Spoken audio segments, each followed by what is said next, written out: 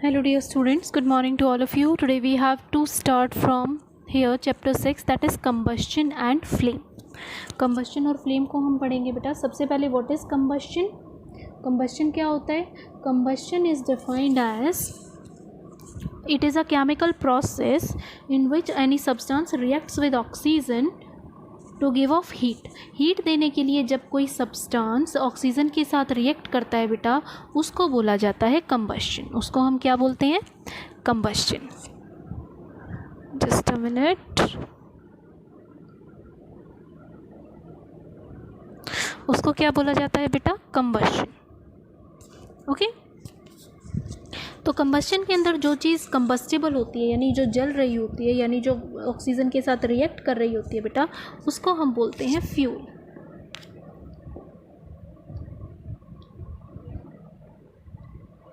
उसको क्या बोला जाता है? फ्यूल.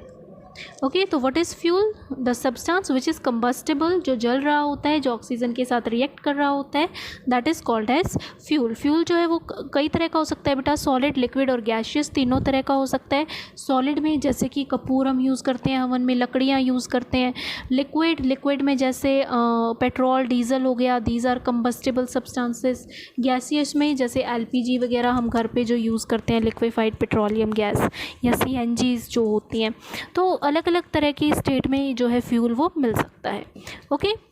उसके बाद कुछ सब्सटेंसेस ऐसे होते हैं बेटा जो कंबस्टेबल होते हैं, यानी जल जाते हैं. कुछ ऐसे होते हैं जो नहीं जलते. तो यहाँ पर आपको एक्टिविटी में सिंपली ये पूछा गया है कि आपको ये सारे मटेरियल इकट्ठे करने हैं, जैसे wood, paper, iron nail, kerosene oil, stone piece, straw, charcoal, matchstick, glass. ये सारे बेटा आपको करके नहीं देखने हैं घर पे, क्योंकि ये आपके लिए हार्मफुल हो सकता है. इसको सिर्फ पढ़ना है. तो आप इस एक्टिविटी में क्या बोला गया है कि ये करके देखिए और इसमें से आप बताएं कि कौन सा कंबस्टेबल है, यानी जो जल जाता है, और कौन सा जो है वो नॉन कंबस्टेबल है, यानी जो नहीं जलता है. ओके.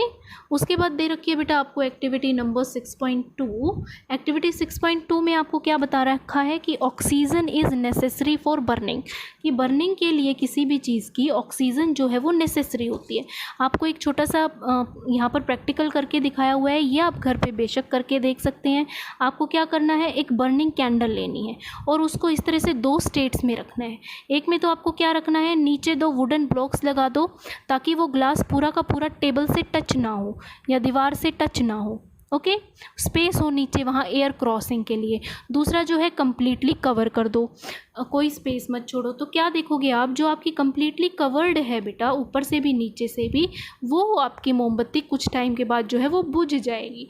ऐसा क्यों होगा? ऐसा इसलिए होगा बेटा, वो जब तक जलती रहेगी जब तक कि इस टम्बलर के अंदर ऑक्सीजन प्रेजेंट है.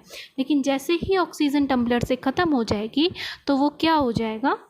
ख़त्म हो जाएगा. तो इस एक्टिविटी से आपको क्या पता चलता है? This activity shows that oxygen is necessary for burning. Oxygen के लिए जो है, ऑक्सीजन जो है वो नेसेसरी होती है बर्निंग के लिए. उसकी एक और एप्लीकेशन आपको यहाँ गिवन है बेटा. Just a minute, let me adjust it.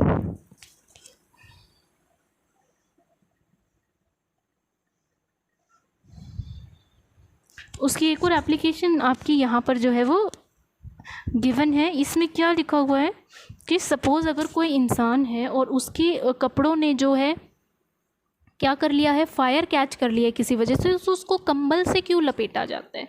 उसको कंबल से इसलिए लपेटा जाता है बेटा ताकि जो ऑक्सीजन की सप्लाई है वो कट ऑफ हो जाए और जो आग है वो अपने आप से क्या हो जाए? बुझ जाए.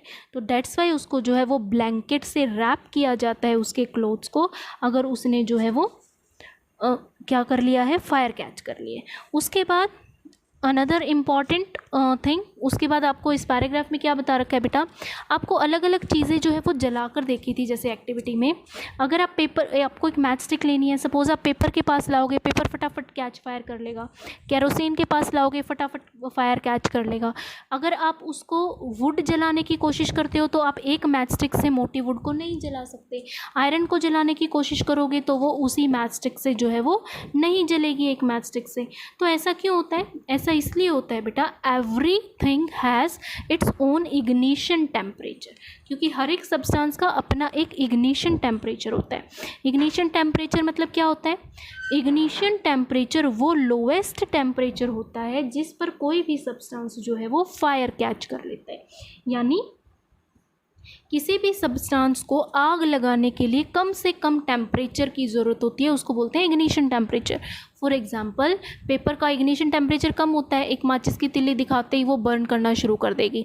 जो वुड होती है, वुड का मैग्नीशियम टेम्परेचर कम ज़्यादा होता है, क्योंकि अगर आप उसको एक मैस्टिक से जलाने की कोशिश करोगे तो वो नहीं जलेगा।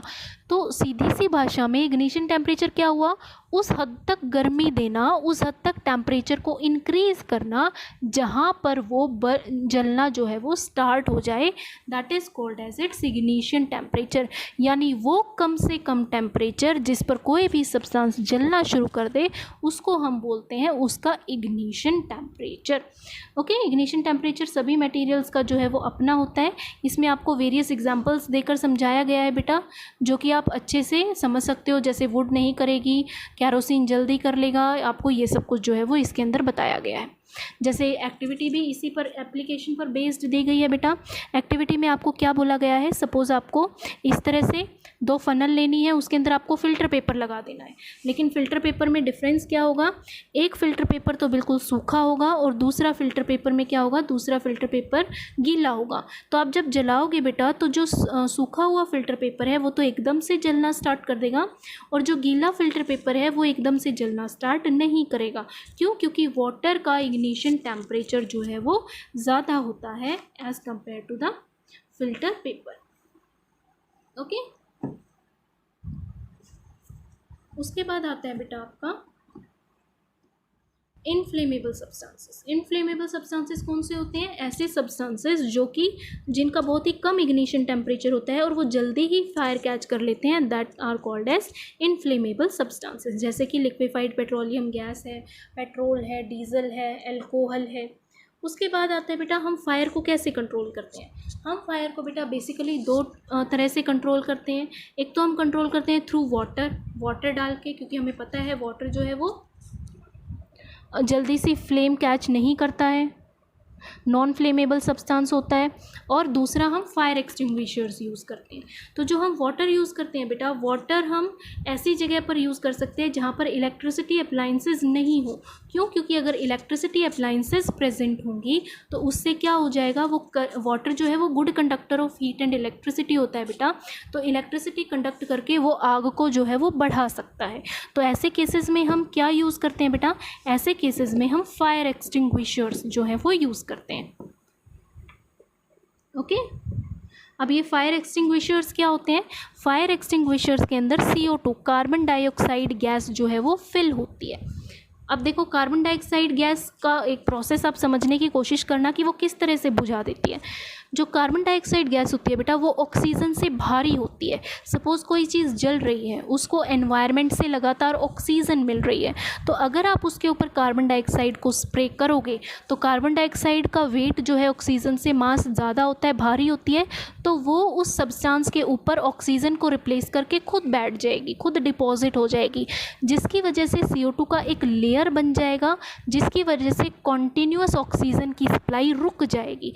और कॉन्टीन्यूअस ऑक्सीजन की सप्लाई रुकते ही क्या हो जाएगा, वो जो है वो आग जो है वो बंद हो जाएगी। ठीक है, और जो आग बंद हो जाएगी, क्यों बंद हो जाएगी, क्योंकि उसके लिए ऑक्सीजन जो है वो नेसेसरी थी।